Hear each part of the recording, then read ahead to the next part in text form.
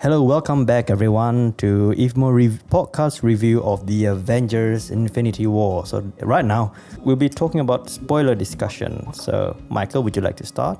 Okay, basically everybody dies. The end. Thanks for listening. And subscribe for more.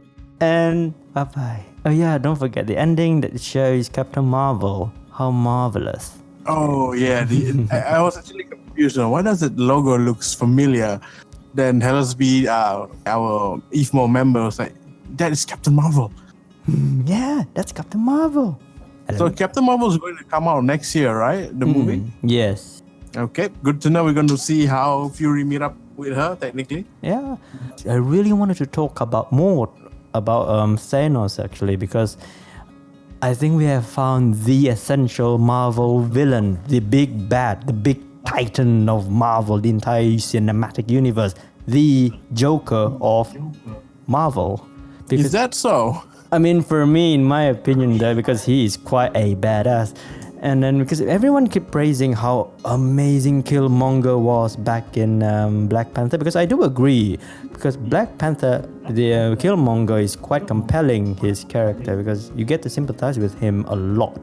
And then came Thanos, because he has a reason why he wants to wipe out the entire universe, the cosmic and whatnot. Because everywhere, right, the entire world is a bit of a mess. It's like you, Michael, where your laptops are having a virus here and then too much game, too much document, and you wanted to reformat, but unfortunately the program doesn't allow. So you need to install 5 or 6 gems to reformat your computer. He's basically a guy trying to clean up his computer, but the computer won't let him. That's why he is. I mean, in my opinion, basically. That's one way to look at it. Yeah. You know, instead of seeing him kill people, we see him as killing viruses that currently dominating the world, aka your laptop. Exactly. And then just imagine you have one particular favorite video games. For example, what's your favorite video game?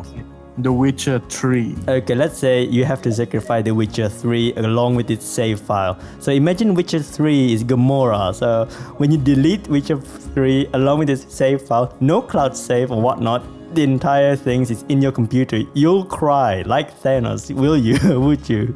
Oh, no. Yeah, definitely.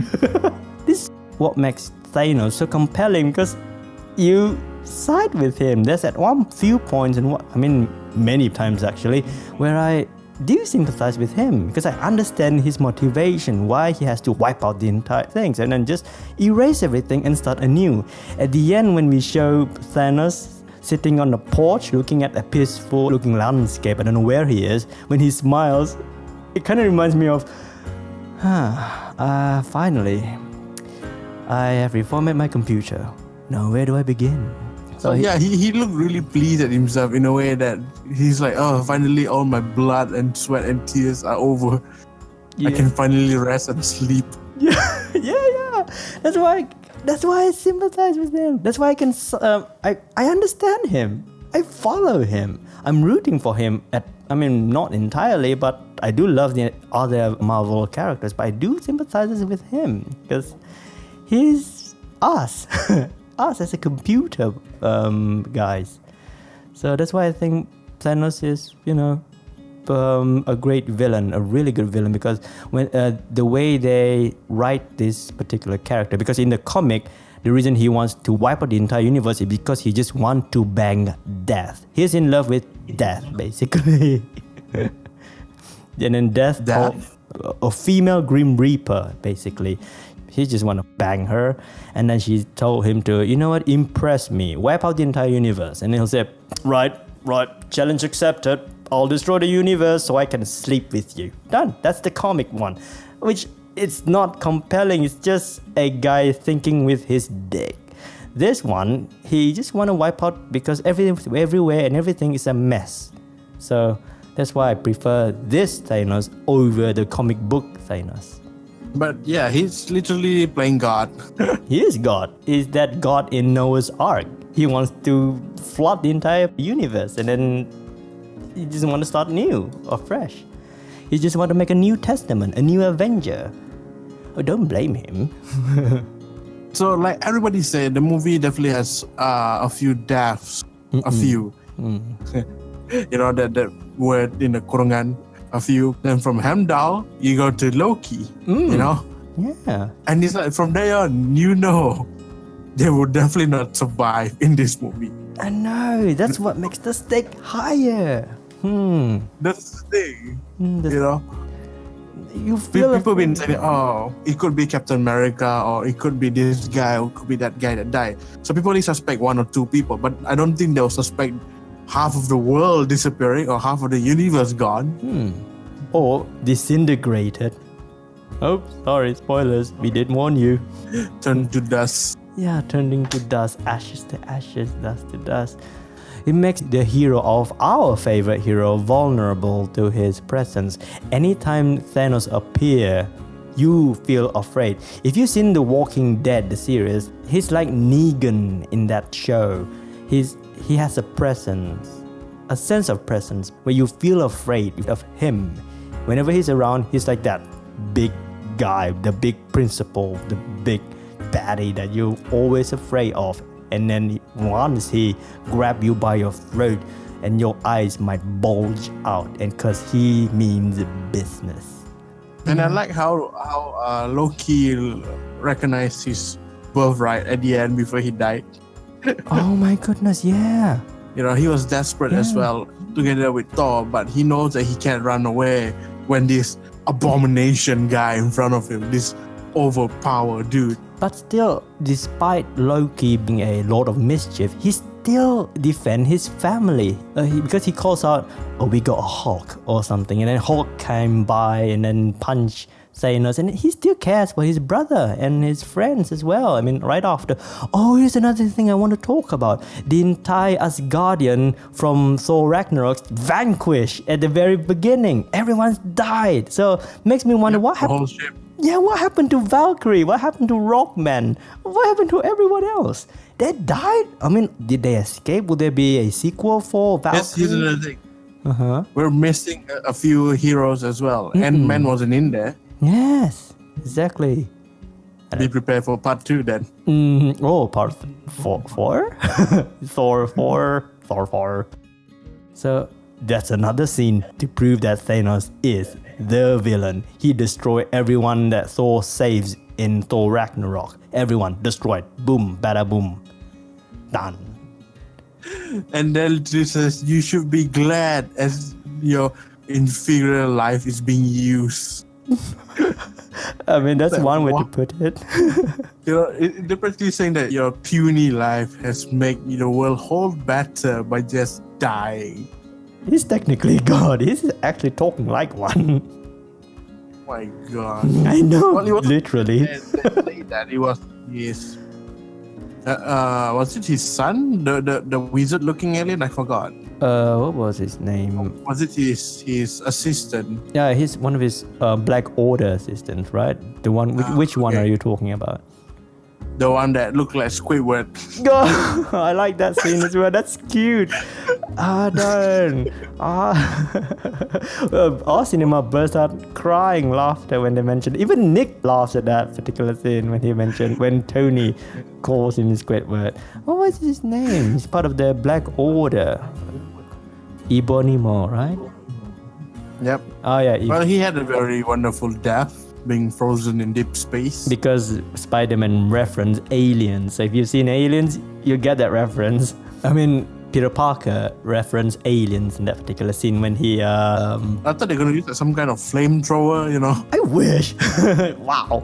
I didn't expect them to use that scene where they blow up the ship and get sucked out. Yeah, they get sucked out like in Alien, the sequel. I mean, Yep. and then, oh yeah, I also in our cinema, I don't know if it happens in your cinema, but once the title screen appear after Doctor Strange meet Hulk, right? And then this title screen, dun, dun, dun, dun, everyone bursts out clapping, and it's like, wow, woo, and then, wow. It's like a concert. It's like you're in a concert. You're like, what? Da, da, Infinity Wars. Da, da, da, da. It was surreal. Mine was very subtle. My cinema was very subtle here. Everybody literally pay attention to the movie. in a way that when Thanos start to wreak havoc Mm-hmm. and start killing heroes, Mm-hmm. they get very angry. Like literally got one guy start yelling in the cinema like, what the heck, man? Oh man. To not citing Thanos at all. The cinema was very quiet and very angry at what's happening, Oh, not me. I like anything. Really show dominance as he get the stone, that kind of thing. Yeah. But not me. I wasn't angry. I was compelled. I'm rooting for him. And to me, when I see Thanos use the stone, I'm like, yep, they're dead. Oh, I still remember there's another scene when Tony Stark's in the Doctor Strange mansion, one of their sanctum, and then something happened outside, people running. I do notice that shot from him walking out the door, over the street, looking up, alien, were done in one take. And you know me, I love a single take scene. Oh yeah, I realized that too. It's like literally the camera might just follow from behind. Mm-hmm, yes. Dang, how many times did you have to practice that together with a lot of people in the area, Because I'm pretty sure there are some CGI implemented, because whenever the screen tilt, right, it goes from one shot to another shot, it just sweep, like pass very quickly, like whoosh. And then I'm pretty sure that scene was cut. They combined it with CG, I'm pretty sure. But still, it was all supposed to be supposedly in one take. But regardless, I do like that particular shot when he goes outside, people are running, and then we're following him, we're following Doctor Strange, and then appears Squidward and his buddies. Squidward. Yeah. Squidward and Patrick. yeah, Squidward. Yeah, no Patrick though. I wish. But that is Patrick. He's big anyway. Oh yeah, I do. I am a bit. And then we have Sandy and SpongeBob.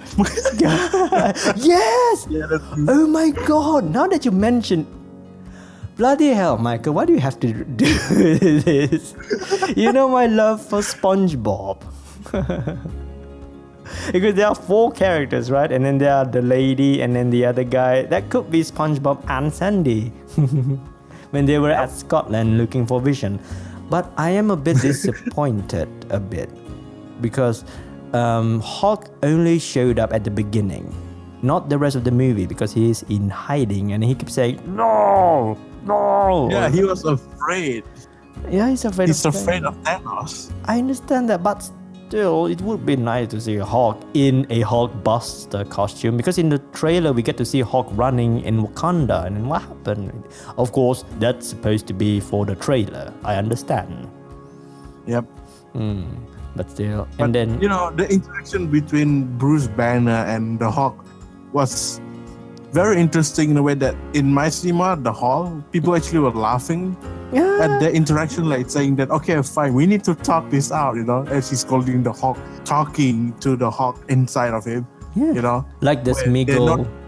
not Yeah, like Smeagol in the Lord of the Rings. Oh, Smeagol is just crazy. No, he's misunderstood. I just wish we get to see more of Hulk. And then of course, what about the Spider-Man scene? We only get to see you in one shot, Michael. What happened? Oh, the series. I need a distraction. Oh my gosh, shit. By the way, viewers, that's Michael. So even he snapped. Everybody went for distractions. Like, oh, good thing I got my wingman. Yeah, man. I wish I have a friend like him. Oh, wait a minute, I do. And then we had Stanley immediately, immediately just there. He's the bus driver. Yep. Stanley's cameo again, of course. But what do you think of the Iron Spider costume? It appears in Civil War comic, because I've seen it. What do you think of it? It looks fantastic. I know. And it has one of those tentacle thing, the spider Legs. Yeah, those legs. It looks amazing. People were shocked at our cinema. They were, whoa, it gets to do that? Well, I was expecting it, because if you look at my Instagram, I did draw one of my Spider-Man with that tentacle thing. Yeah, and I was like, oh, Spider-Man. Then he met up with Mantis. I'm like, wait, Spider and Mantis? You're right. Well, at least you get to meet a spider in the previous film, Black Widow. Oh, Black Widow. And then he gets to fight a giant ant in Civil War. Yep. I'm about and he was to, like so hyped about it. and I'm about to open my pun jokes, and I don't want that. And I was depressed knowing that Hawkeye wasn't in this first part of the movie. But at least Hawkeye were referenced in that one scene when they mentioned Hawkeye I said realized that he went somewhere, he's doing And some. my friend was like, the thing is, my friend was like teasing me, saying that, look, your hero's not. Your hero's been mentioned happy now. Honorable mention in the movie. At least will he appear in Ant-Man and the Wasp? Ooh. Because they mentioned he's doing something with Scott. And yeah, that's the thing. So we'll get to see him And their movie is coming out next year? next Or month. was it this year? July. So maybe he could be in there, him and the Wasps. Oh, we will see Hawkeye pretty soon. Well, at least you don't get to see him disintegrated by Thanos. I don't know whether he will be disintegrated, I was shocked. I thought Peter Quill would survive, but he was like, when they moved the camera towards Iron Man, he's like, Quill, hang on. Then I'm like, wait, what? Then they put back the camera to Quill and he's like turning to dust. No, my heart. This movie has so many feels and whatnot. And then I do like that one scene. We are jumping here and there actually because we're talking about spoilers. All the best bit in the movie. If you remember the scene where Thanos versus Doctor Strange. Ooh, that was epic. I know, that's one of my favorite scenes because it feels like you're playing Injustice or one of those Marvel fighting game, Marvel's Alliance, I don't know. Well, he literally lifts up his name as the Mystic Art Master. Yes, and then he gets to show all those weird tricks that we saw back in Doctor Strange movie are here, and then Thanos does his trick as well. It's like two magicians competing for one another. It's amazing. Thanos was utilizing the reality stone while Strange was bending reality using his power. Yeah, which I do love the effects, all the 70s psychedelic type effects in that particular scene. That's really amazing. It's caught my eye. Oh, what about this? There's another scene. Another cameo from way back in Captain America: The First Avenger. The cameo by Red Skull. Oh yeah, Red Skull. I didn't imagine he would be there. I thought he's literally gone. The thing is, when he showed his face, my sister was very confused on who is that, and I thought he used to be a villain in Captain America. Yeah, that's their villain. Because I saw before I watched this, right? A week before, Nick and I go through 3 Captain America movie, starting with their first Avenger, the first Captain America movie, and then at the end, right, he was sucked out into the portal using one of those rainbow teleportation thing. Because before we knew, the Bifrost. That's right, the Bifrost. Before we knew that's the Bifrost, right? Back in 2011, I thought he died. Maybe he disintegrated or part of his particle back then. I gotta rewatch. Yeah, you should rewatch it. I mean, just that scene at the end when he versus Captain America in that ship, that scene, that the colors and then all those rainbow color thingy when he sucked up, and then when Nick and I saw, that looks like Thor's teleportation thing, and then I told Nick, yeah, you're right. He's not dead. He's just teleported out. So will he appear in future movie? Here we are. He's alive, and then he's a stonekeeper apparently. Yeah, apparently he was given the power to guard the Soul Stone. Yeah, the Soul Stone. And then he's not portrayed by Hugo Weaving, sadly. He's portrayed by someone else. Oh, is it? It's not Hugo Weaving, aka Mr. Anderson from Matrix. Yeah, I thought it's like Mr. Anderson. No, I mean, I recognize his voice, but that is not Hugo Weaving's mannerism, because I know Hugo Weaving. He's Elrond from Lord of the Rings. he's the Agent Smith. I mean, that is not Hugo Weaving, but that is very much a Red Skull. That is quite an interesting observation. I thought it would be him. I was like, oh, he's back, that kind of thing. But I didn't expect it would be somebody else. Yeah, unfortunately. I don't know who played this Red Skull, because I heard someone else played him. We can just Google it out. Wait, so meaning after the stone is gone, he won't be guarding the area anymore? I don't Right? know. Yeah, because he'll be bored now. His purpose is useless. His purpose is done. Like, He's done, the he can stone go is home. with Thanos. Yeah. So what's he gonna do? Stay there as a skull? He can be a Grim Reaper. That job is still opening. Yeah, he looks like a banshee, you know, the smoky fucking one. Yes. He's literally like, yep, my job's gone. I need a new occupation now. He can be a Death Eater in Harry Potter. The new movie is coming up anyway. Oh yeah. Yeah, we're coming up. We're going to review that movie as well.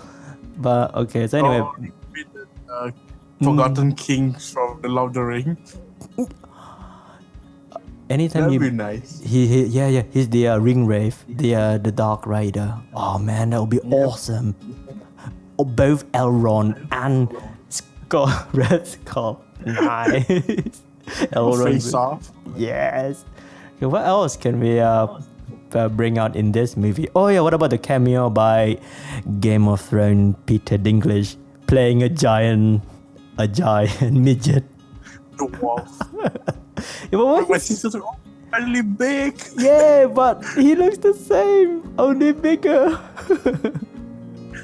I was like, oh, they're going to go to a dwarf, and I didn't expect it to be a giant dwarf. Yeah, I did not expect him to be a giant dwarf because they just say someone who forged a weapon from a guy who forged a weapon for him and Thanos, the guy who made the gauntlet. And then when we get to see him, he's huge, played by a small guy in a huge role. Peter Dinklage. Everyone in the cinema say, "Hey, look, it's Peter Dinklage. Hey, Game of Thrones." Okay, of course. That's the only place you'll recognize him. And then after that, we have Groot being sassy.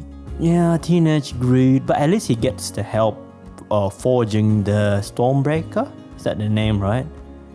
Yep, Stormbreaker. Oh, that's the new axe. Well, it's much better than the hammer anyway. So the thing now is, how are they going to meet up? That's the real question. Because as far as I'm concerned, I don't think Tony has any more nano machine in his body to create an armor. Oh no, that's right. But I thought, Or more like he doesn't have the energy to form it into a suit. well, looks like they are sure in a pickle now, Marvel. But I heard they finished filming Infinity War 2, so they'll explain that. No problem, they'll be fine. They'll be fine. They'll Well, explain that. Nebula is still with him, so I'm assuming she might get a ship ready or something like that. Maybe because we never get to see her disintegrated, and then she's not from Earth either, and then she did not help fight the Thanos, and I'm sure she'll be. She did. Did she? Oh yeah. She did. Oh bollocks. Oh well, she's dead. He was like, oh, look who we have here. Yeah, I you know, mean- that kind of thing. Yeah. Oh well, then maybe they'll explain the next movie. It'll be fine. Yeah. No problem. So is that the only cameo that we get to stumble upon? But I also really wish that the reunion between Black Widow and Bruce Banner to be uplifting or maybe a bit sweet. But they just, hey Nat, Bruce, and nothing I next think the more scene. uplifting one was with Tony and Bruce. Yeah, but yeah. I mean, He literally went and hugged Tony. yeah, but that's just Like, I haven't seen you in a long time, you know. Yeah, but at least you get Oh, like, oh my gosh, broness. the bro science, dude. Two bros get to reunite in this movie, and then we get to see the two bros of Captain America and the White Wolf. They hug, and that's it. I could have Well, wished. we forgot a mustache buddy. Interaction was quite funny. You mean Peter Quill? Strange and yeah, that's the thing. You mean Peter Quill? I love the way they keep bickering among themselves, you know. Okay. yeah. Especially when there's a scene where Peter tried to make Thor's voice. This is my voice. Oh my gosh, that's like so good. Everyone in our cinema laughed at that joke as well. That this is my voice. Are you making your voice a bit? That's my voice. That's good. And I also I like more of like touch Thor muscle, and he's like, oh, these muscles feel like it was made out of iron. stop And then Quill's like, can you touching stop touching him? his muscle. Jealous. But I don't want that love triangle. I mean, come on.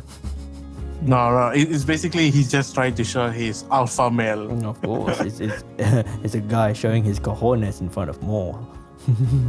And then I also like how Thor keep calling Rocket Raccoon Rabbit. That's cute.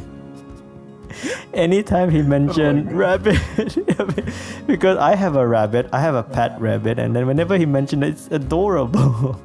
I like that. It's cute.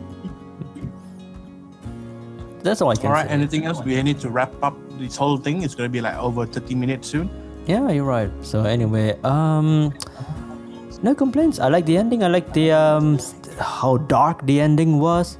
Remember when everyone tries to stop Thanos and then everyone fail each one, and then Captain America tries his very hard. Even that scene didn't last too long. And then that particular scene when Scarlet Witch tries to destroy Vision, and then he told her, I feel you. My heart really pumped. I mean racing. My heart were racing. I was at the edge of my seat, literally at the edge of my seat in that scene. I know what's going to happen because I predicted this particular scene before, but I still feel dreaded. I feel the dread in me, the tension, the much intensity in that particular scene. I don't know, man. It's just awesome. I like that. I just like that scene when everyone tries to defend him. It's basically a tower defense game with Marvels at the end. Yeah, it's. I think every scene that cost them their death is equivalent to whenever he grabbed a stone. Thanos literally like dare him, knowing that he has the ring. The stone to destroy reality. So he literally shot bubbles. Remember that scene? Yes. Oh, I thought it was supposed to be a joke at first when Peter Quill fired his gun and it turned into a bubble. I thought he really did grab a bubble gun, bubble. So I thought it was supposed to be meant to be a joke, and then no, it's actually from Thanos. You know, Marvel always makes jokes. So anyway, anything else you want to add? I think the other scene that I liked the most was when Strange gave the stone, the time stone. And then Iron Man practically asked him why. Why did you do it? And then instead of saying the reason why, all he just said that it has to be done, that kind of thing. Because that's the only way to win. Yeah. He saw the future because he used the time stone when Mantis said, is your friend always does that? Because he mentioned everyone died and then who win? One. Is he mentioning Captain Marvel? He saw a lady or some sort? Is that a reference to Captain Marvel? What do you think? Well, we have to wait and see. All I know that you feel very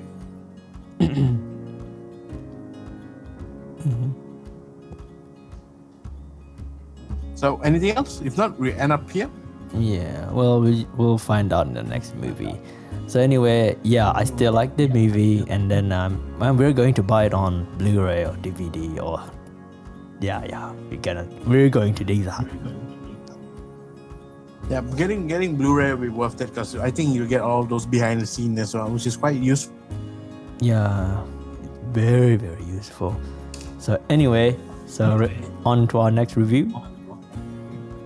All right, thanks for listening. Thanks for seeing our face on this podcast.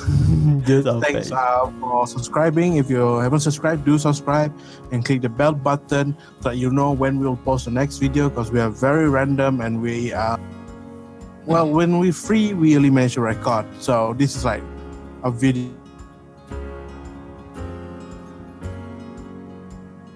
Oh, listening? I keep saying, I don't know why. I can't stop saying it. All, roll the montage. Oh my